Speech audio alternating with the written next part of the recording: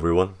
So first off, I'll apologise and say that this review isn't going to be as perhaps enthusiastic as usual. I feel I've been feeling a little bit under the weather recently.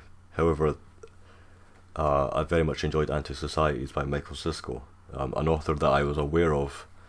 However, if you go on at least the Amazon UK website, a lot of his books are very poorly, or not poorly reviewed. They just don't have that many reviews. It's sort of underground. I believe he's a reputed weird fiction writer, very cerebral and literary as well. And that's very much the case with this. So, first of all, I'd just like to say that I was given this book for free, actually, by someone from the US, who he knows who he is, part of the Hill Society of Readers and Writers, and a Redditor as well. So, I guess let's begin. So I guess I'll show the cover as well. You can see it on the video. From that cover there, you might imagine that it's somewhat edgy and perhaps a bit off the beaten track and just a little bit, maybe not as serious. I mean, it's a very somber cover, of course, but I guess what I'm trying to say is that these stories, they're very cerebral and melancholy and understated. They're all about isolation. So I was given this book based on a Reddit thread that I made, all about heart and weird fiction and what I consider to be sort of empathetic or sympathetic characters, and how I can't engage with certain authors and their writing styles. This is very much a book for me, at least in terms of the tone and style and the way that these characters think. There was no problems with that in that regard, with the book in that regard. So I think the first story really set the tone for this book. A very isolated and melancholy first story. Intentionally left blank. This is a story about a community that lives on a hill, and it's from first person narration, and you really get into this young boy's head or young man's head. I wasn't actually quite sure the age. I might have missed that, but I took him to be a young boy essentially. There's not much story here. It's more about feeling the character's anxiety, the protagonist's anxiety, and the central conceit of the story is that he has seen someone who is highly strange and sort of aberrant and abhorrent. And we find out he calls this person who wears a mask Medusa mask. It's like a Halloween mask, and this person pops up. He helps with the gardening and other chores for a neighbour, and no one you can't quite figure out who this Medusa mask, this person is, this strange person who seems to just come and go, and no one really seems to mind. And that it creates a sense of apprehension and fear, in the sense that he can't describe what he's feeling to anyone. He'll say, he'll say, "Mum, who is that person with the strange mask?" I'm obviously paraphrasing here. And they'll know who he is. They've seen him before, or the neighbours. They've seen him before. This Medusa mask, this person. But they'll say, "Oh, I suppose he just wears a mask. He just wears a mask. That's just who he is and how he is." And again, it's that. I guess what I took from the story is this feeling of not being able to connect with other people. So the boy is quite isolated already in this community, but he can't. It might be an illusion. It might be a delusion. And this sets off a whole thing within him where he feels like he has to leave the town. Essentially, I won't go much into it. It was a good first story. However, I felt it was a little bit opaque at the end, and I spoke to the person who gave me this book as well, and it did feel like it was a little bit opaque as to the meaning at the end. But I highly enjoyed it for a first story, and I don't usually get a sinking feeling in horror. It's not particularly horror, but just in weird fiction, just in dark fiction in general, I don't really get a sinking feeling. However, there's a interaction with this young boy in this Medusa mask. This man, it might be a man. There's this person is referred to as they, although I find that changes. Sometimes he's considered a man, but he's also called they as well, but I guess that's just, well, I'm not quite sure. Anyway, in this encounter, the boy actually, he confronts Medusa Mask, and there's something here that really unsettled me. Just the boy asks this person his name, and what he says in response to that is just two words, and the way he says it and the tone of his voice really quite, it unsettles you. I love that sort of stuff, and the two words as well are really evocative, and I think that is just perfect weird fiction. There's no rhyme or reason to it as a point, and it's just a really good first story, and I was glad that was the first story that I read, because I'm always wondering if I'm going to immediately click with the author, and I think this was a good first story.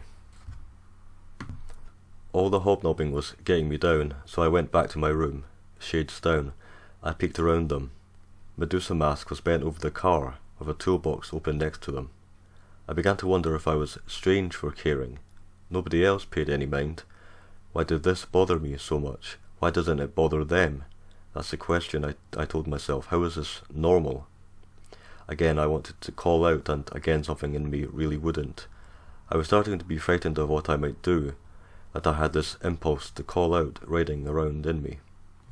So the next story, Milking, is a story that I certainly enjoyed, and it actually reminded me of a story that I once wrote. Had the same feeling of a young boy and a sort of stern father, and there's elements of sterility in this in the household, and it's definitely, I felt like I connected to that at least. Milking it's very much encapsulate the weird. Definitely, it's there's no, again, there's cause and effect here is limited, and again, sometimes there's just no rhyme or reason, but again, that is what makes these stories interesting. We find out about this boy called Lucas, this young boy who seemingly given a glass of milk every time he wakes up, and it's quite creepy. There's these tubes at the back of a dark room where he sits and drinks, and so the story is essentially about about a mother and father who seem to dote over their child and treat him rather oddly. They seem to be quite protective of him, and they don't want him to rush out into life, it seems. Someone suggests that he has an artist's eye, and suggests that they should give him a painting set, and the mother looks at his friend strangely, and she says, when the time is right, almost apprehensively, or feeling that she's overstepped a boundary, the friend that is, toward the mother. And it's just this boy who just has a sort of lonely life where he's looked over by his mother and father in a quite a strange way, and he only has his dog really, and he goes out to the beach quite often. Really quite a melancholy setting, quite evocative imagery as well during the beach scene at the start. And there are extended family who also are sort of watch the words, I suppose, and they are around the boy, and they don't treat him like everyone else. It's very strange, and I'm not quite sure the reason for it. I won't go too much into the story other than to say that it involves a closet, or it's a closet in the kitchen, and this kitchen seems to be a restricted space where it's kept clean, other than when it's being used for meals, and quite special meals as well. And essentially we find out that there's something being hidden from this boy, and what is being milked is the central conceit, the question that this boy is trying to find out essentially near the end. And it's quite again, that obviously then harks back to the very start, where we know that he's been drinking this milk probably practically all his life, and it's more about this weird imagery, and it's quite an unsettling end as well. Every morning Lucas came downstairs, passed through the parlour and the kitchen, and entered the small room at the back of the house, to find his glass of milk waiting for him in a saucer on the table, a gleaming white tube in the gloom back there, the the sides of the glass peppered with droplets of gem-like condensation. The noise of the surf came in through the thin window panes, and, as Lucas took the cool glass in both hands and raised it carefully to his mouth, his father would come in behind him to watch him drink it, perhaps to make certain that he drank all of it. The next story, Stillville, is one of the best ones in the collection, very cerebral. It reminded me a little bit of Ernesto Sabato's The Tunnel, if you've read that. It's quite an introspective story about sort of obsessive love, I suppose. This one, it takes a lot of parsing, this one. I spoke to someone, and the person who gave me this book, and really I took this story to mean that it's we all sort of want to succumb to routine and just let things go in life, and sort of live without pain, I suppose, and to just be sort of calm on the inside. And this where that sort of, how that sort of integrates with the stories is that this protagonist, this sort of lonely protagonist, I suppose, lives in this place. He moves to this place called Stillville. He calls it Stillville, I think, where it's almost like an island of strange stillness. There's a lot to unpack in these stories, I should say. So these thoughts, this is my interpretation. It's an island of stillness, and he lives there, but he has to leave every day for work, of course. And it's like entering another world when he leaves this Stillville. And over time, he seems to become gradually more still within himself, and I guess every time he goes to work, it's more incongruous, where it feels that he's sort of negating everything that he's developed within Stillville, as he sort of goes out into the regular world, I suppose. And it's just this really dreamlike narrative where it's just his thoughts over time, and talks about dreams and passage of time and whatnot. And eventually, abruptly, we have this introduction of a woman who at work, and it's brilliantly executed. Really, it suddenly just changes sort of narrative style, where it's almost in second person, where the protagonist is now addressing the person who has saved him, essentially, or not so much saved him as disturbed his usual train of or way of life, train of thought, way of life. So it says, for example, I'll read the excerpt here. So he's been in his own world, and the next section is, "Oh my God, your voice shook me like thunder. Suddenly I was awake, at work, blinking, and my hand was on fire. You were there, shock on your face." And so from there, really, we have this encounter that seems to change him for the better or for the worse, perhaps. It's up to you to decide. And the ending is really quite poignant, because he makes a decision eventually, which I felt was rather unfortunate, and you really can feel for the character, because he could have sort of, although his what he's held on to in Stillville, and this idea of the stillness and of the quiet is in some way good, he also could have had something else if he didn't choose to do something. I'll say that. So this is a very melancholy story. It's one of the best in the book. Really good. This excerpt doesn't quite encapsulate the idea of the story and what Stillville is, and just how the story eventually sort of culminates and whatnot, but I just particularly like this passage. "No more of that, less and less, and then no more. I carry the quiet without magic or any effort everywhere I go. I neither acknowledge nor avoid my neighbours. I am aware of them, as I'm sure they are aware of me. We grow in awareness of each other. This awareness depends on our being still. When I sit in my living room, I am aware of my neighbours all around me, sitting in their living rooms. When I pad silently upstairs to my narrow bed and lie down, I am aware of them lying on their narrow beds around me, like so many figures hovering in space, all the same distance above the ground. So unfortunately, as I say, I think I said at the start of this review that I was a bit under the weather due to a stomach bug and then vaccine, COVID vaccine and whatnot, and other things as well. Unfortunately, so I mentioned at the start of this review, hopefully, that I was sort of under the weather reading parts of this book, and unfortunately that was the case. And for the next story, My Hand of Glory, I didn't particularly respond to it. Seemed to just pass me by, really. Unfortunately, some stories just do that. I guess I could have waited, and I might read it again.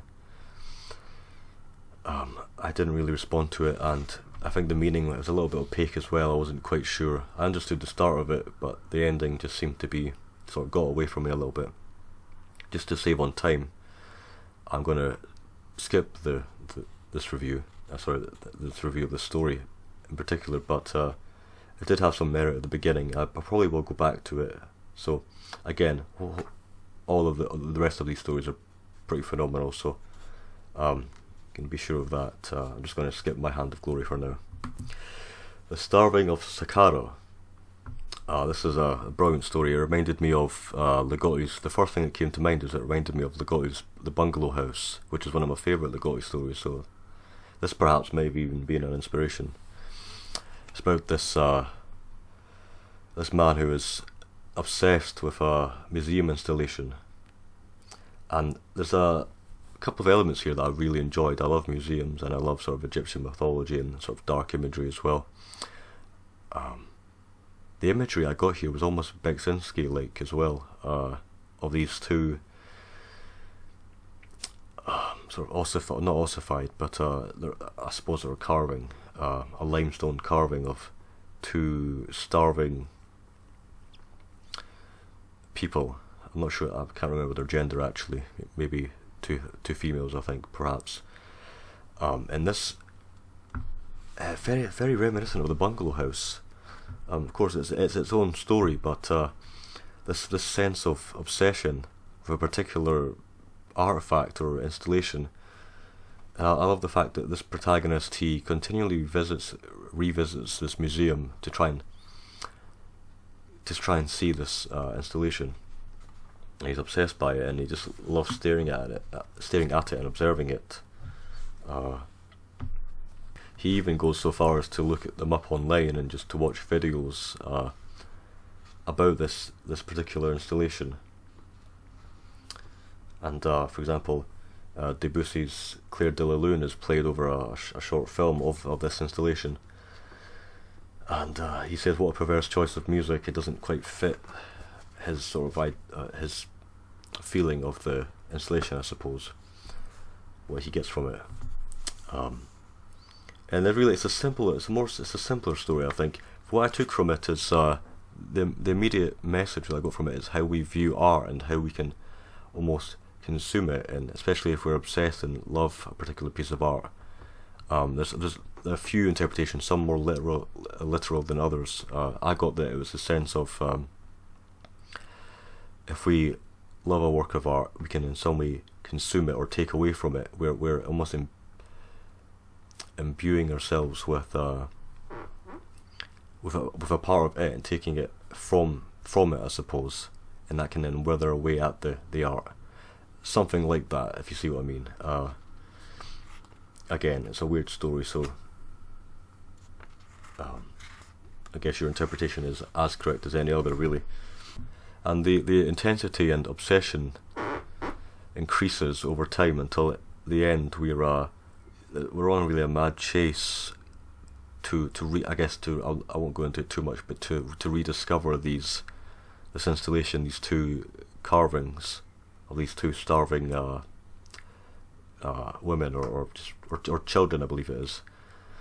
And at the end, there's quite a surprising revelation where it might not be so abstract, really, and this obsession might actually have some real roots, and it might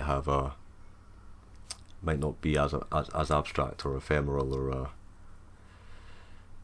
based in art. That's what I'll leave it at that. I don't want to spoil the ending. And the person that I spoke to had that interpretation as well.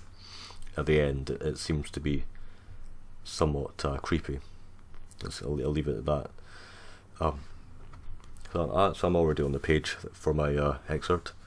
There are still some traces of pigment left on them, mainly streaks of green on one of the faces. The bodies were carved from limestone, and in their extreme whiteness they still seem to be exposed to the glare of a pitiless Egyptian sun. Two bound captives with ropes around their necks. The back of one figure was gouged with unintelligible writing that no one had ever been able to identify. Their eyes still squinted, their mouths hung open as if they were panting for breath or crying out in misery. The next story, the Perleus, or the Perleus, perhaps that's how you pronounce it. It evolves quite slowly. It's an interesting one. I wasn't sure where this was going to go. It seems to broaden out quite extensively. It's really quite engaging intro where it begins just with a simple conversation on a bench between two people in a park at night, I believe. And this drunken man, he's very nostalgic and he's very upset about something, and he eventually mentions an old story, and the protagonist that is listening to this, he suddenly engages with it, and we're wondering why this random story that's just been mentioned seemingly out of the blue means so much to the protagonist. So this drunk person has just mentioned it on a whim, really. He seems to be reminiscing, and we eventually learn that the protagonist has connections, perhaps, with this mentioned story. And I can't really go into it too much without giving spoilers, but I'll say that it's all these stories, no matter what they are, they're about isolation. They're about being in what isolation does to you, and it's all about. So you can guarantee that it will have delusion, it will have distortion of memory, it will have obsession, that sort of thing. This collection, that is. And so I can't really go into it without describing what actually happens in the story and what this storybook means for the protagonist. I'll say that. And he uses elements from that. He thinks about elements from the storybook in ways which suggest that he is almost connected to it and has lived this adventure in the storybook. And at work, this causes problems, and he seems to be obsessed with one particular.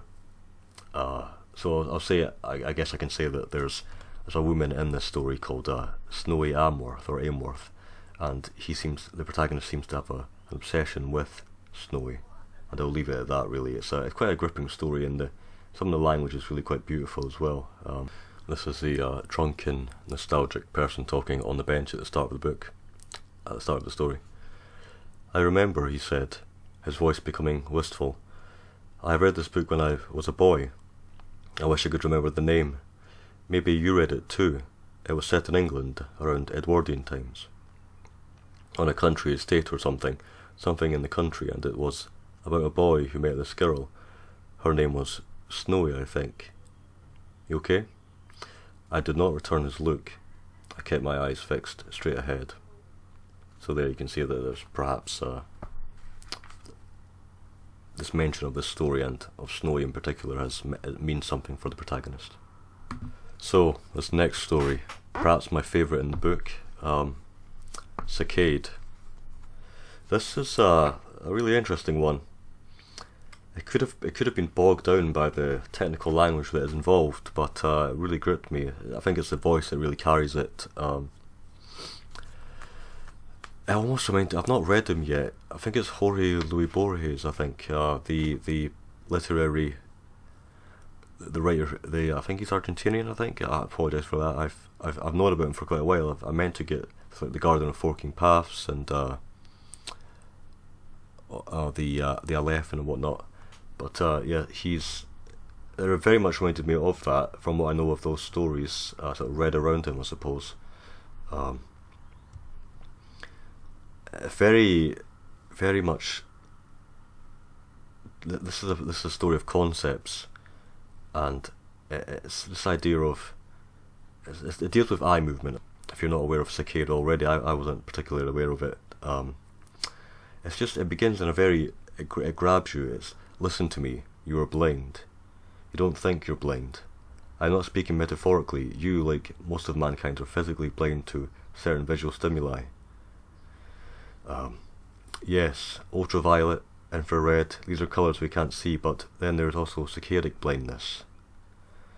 Your eyes are not fixed in a mannequin stare, they're constantly in motion. So without going too much into it, and the technicalities of it, this is a story about a man who believes he can see almost a subtext, sort of like an imprint behind text, which might perhaps impart messages, separate messages from what has already been imprinted or printed on the page. And we learn that he had an accident, and this allowed him, it enabled him to see these hidden messages, I suppose. And just the way he describes this, it's very engaging. He uses examples from modern times. He talks about shaky cam in films. The way he is very confident in his assertions. He says, "Go ahead, look at my hand, and now look over there at the faucet. You see, you probably noticed a bit of a streak, but did you see how it cut off almost the moment it started?" He's talking about how you can look at one thing to another, and your brain sort of cuts out information so that you don't get dizzy, essentially. And this eventually leads on and develops over time, and the concept just it's a story of concepts, and it's just one person writing, and it's surprisingly engaging. And from there, I suppose it develops from this almost medical, these medical considerations, sort of visual considerations, and to an almost paranoid level, really. And again, the messages are involved in that, and really the ending to this is quite. I wasn't entirely sure what it meant to begin with, but when I spoke to the guy who gave me this book, we had some differing interpretations. At the end, it seemed I think I would have preferred a different ending, but it's a great story for what it is, and none of these stories are filled with tropes, really, and they all have something to say. Really, this is quite an introspective story, and it's the way it's written is just very engaging, and so keeps you on your toes, and you're trying to figure out what cicadic blindness is, and then you're trying to figure out what these messages could be, and then it's also sort of half and half. It seems this person is talking to someone, and then the second half is the sort of response to the original theorist, I suppose. So, it's really good. That's Cicade. The next story, the sort of title story, is Antisocieties. The next story, Antisocieties. This is a very alien story. The setting is very strange, and the dialogue especially is very strange. It's a gripping story, definitely. It begins with a man called the Administrator who has entered a park, and the weird element develops quite quickly. We have a row of people that are all facing this river in the park, and they're all facing the same way, and the second page it's just a run of dialogue with no dialogue tags, and it's brilliant the way it's executed, because you can feel the timidity and just how afraid this man is, not the administrator, but the person to whom the administrator is speaking. We get the sense very early on that he's not quite human, this person. He's just sitting and staring out across a river and answering these questions with a lot of difficulty. They seem to have entered into an interview, and we're not quite sure why that is. And this is a very slow story, and it takes its time to build up. And it almost there's elements to the story that feel almost sci-fi in a way. There's certainly technology used in it that definitely is not contemporary, I suppose. Eventually, the administrator leaves. It seems there's a little bit of not so much head hopping as it really just changes perspective. So we actually have the person sitting on the bench and his train of thought, and I think where this story falls down for me in terms of its cons is that the language is very ornate and almost Latinate and complex. I believe this is actually a writing style, a technique, and it certainly helps give this idea that the person sitting on the bench and who's just been interviewed by this elusive administrator is not quite human. And I certainly got that from the language. So, for example,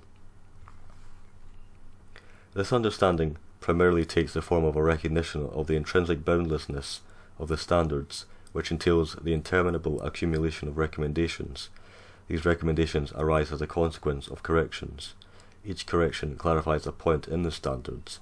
The overall shape, the intended goal, is a chimera in thought now, and will only become clear as standards develop, correction by correction, recommendation by recommendation.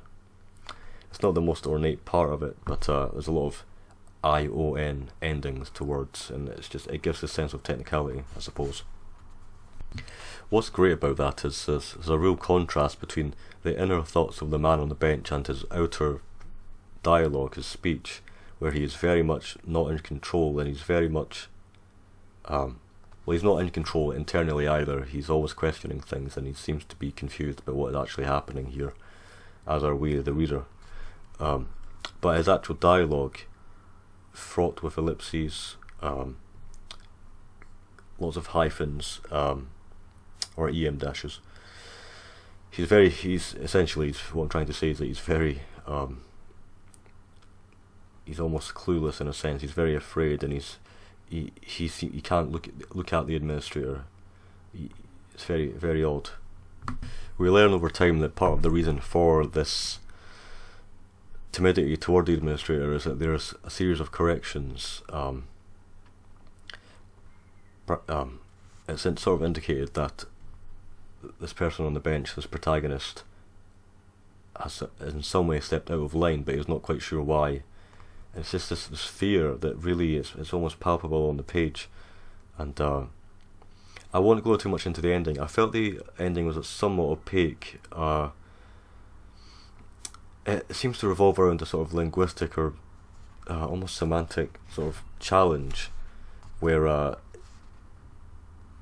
the man on the bench is really not quite sure how to proceed in one particular way, and there's a real sense of tension, and it ends up being, unfortunately, not quite. The outcome is not quite good for the protagonist. Let's put it that way. So again, that may be a little bit of a vague review of the story, but the story is vague in a way, and it's very alien. And even though it seems to be set in contemporary times, it's there's almost sci-fi elements to it, and it seems to be almost. I got the sense that these people are on the bench are robots, and they're trying to be they're tested in some way. "You may begin," the administrator says simply. The man winces at the word "you."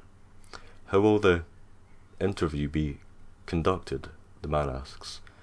The administrator lifts one hand, tilting it to and fro so that the signet ring on his middle finger flashes in the sun. "My ring records you."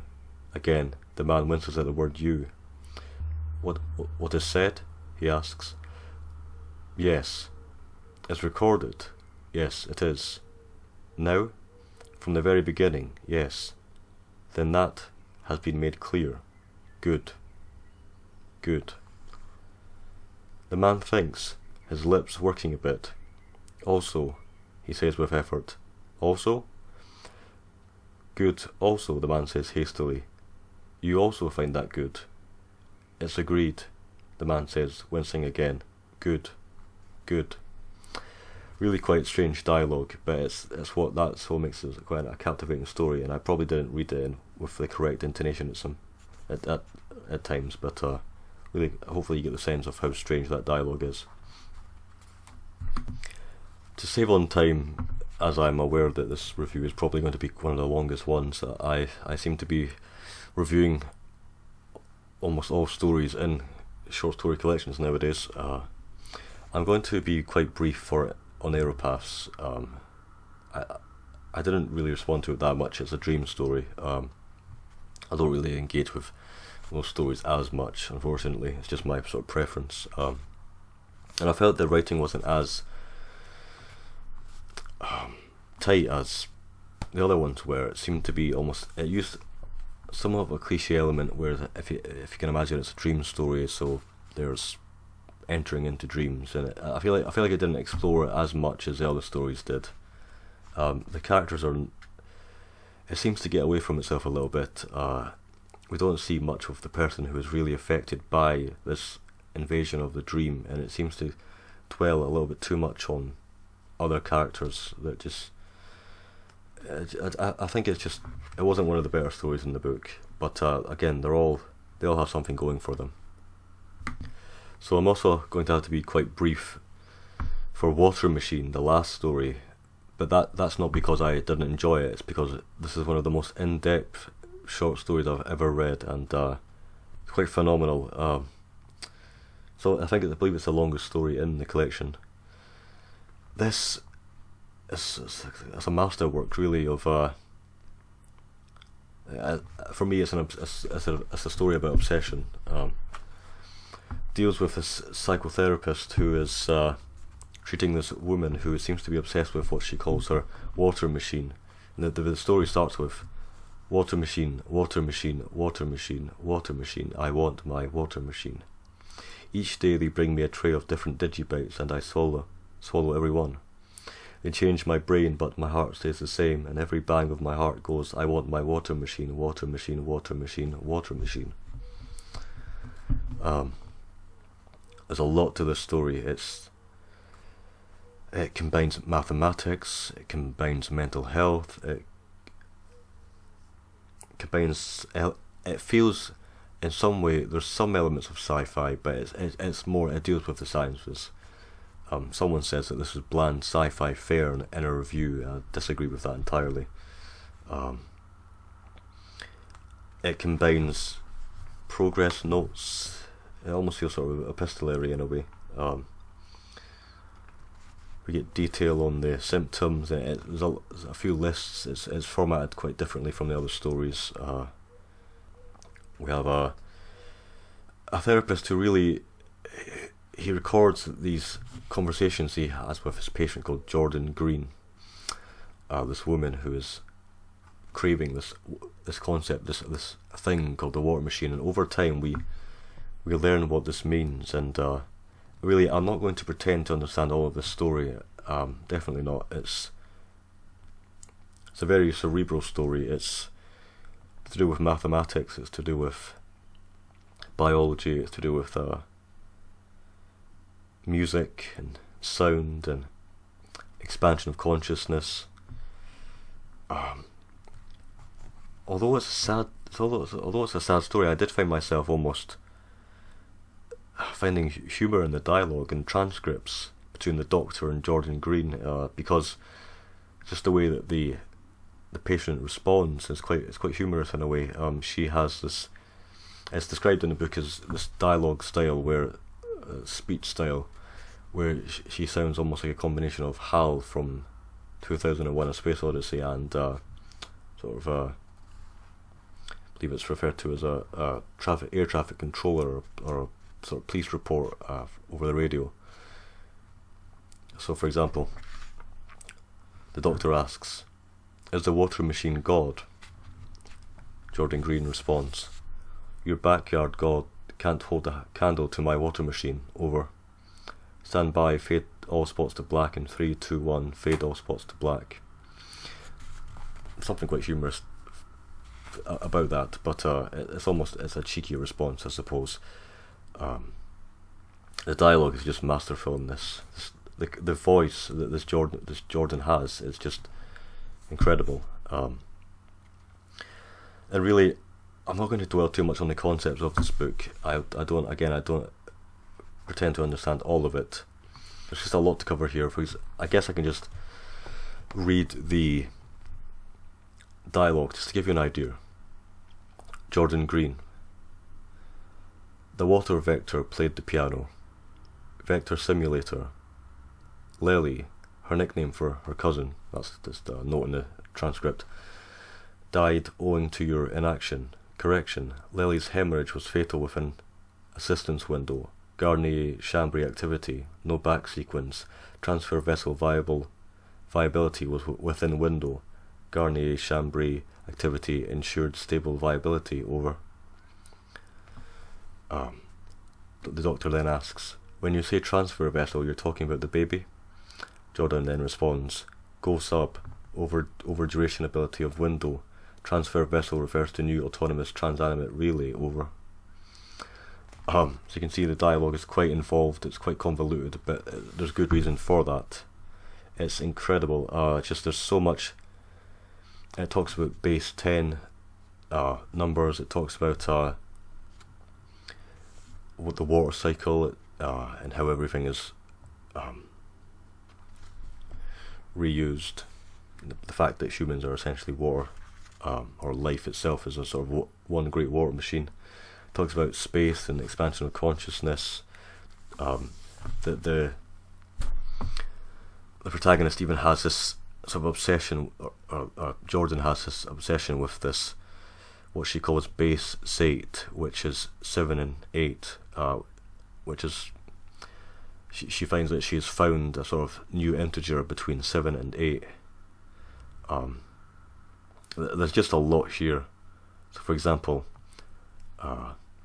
she says here, this is a constant point of departure, digital music 10 digits, base 10, the initial integer, run program, go subsequence, chords generally ascending in pitch to indicate expansion of consciousness to coordination of all things in extended causality. Over.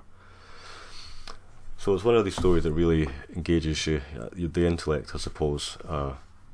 It did take me a while to understand what it meant. However, to bring it back to the more human element, this really is a story about the psychotherapist, the one who is doing the sort of interrogation, who is doing the work to understand what all this means, and we're really learning with him. And again, since this is a Michael Siskel story and this is an Antisocieties story, things aren't what they seem, and all this might have more to do with the psychotherapist than Jordan Green herself. So I'll leave it at that. It's an incredible story, and I'm surprised by how just in depth it is. So that was Antisocieties, quite a long review. My sort of time code for the review is nearly an hour. That will obviously be cut down. So I highly recommend Antisocieties. I've been reading a lot of unique fiction this year, a lot of weird fiction, and I think there's more to those stories than several books at once, or combined rather. It's only about 130 pages, and I actually read these stories maybe just one or two a day, just really sort of trying to take them in, and highly enjoy it, highly recommend it. Again, it's a Grimscribe Press book, so that's John Paget's press, and again, I definitely will try and read more of Siskel as well. Just a phenomenal work of fiction. Thanks for watching.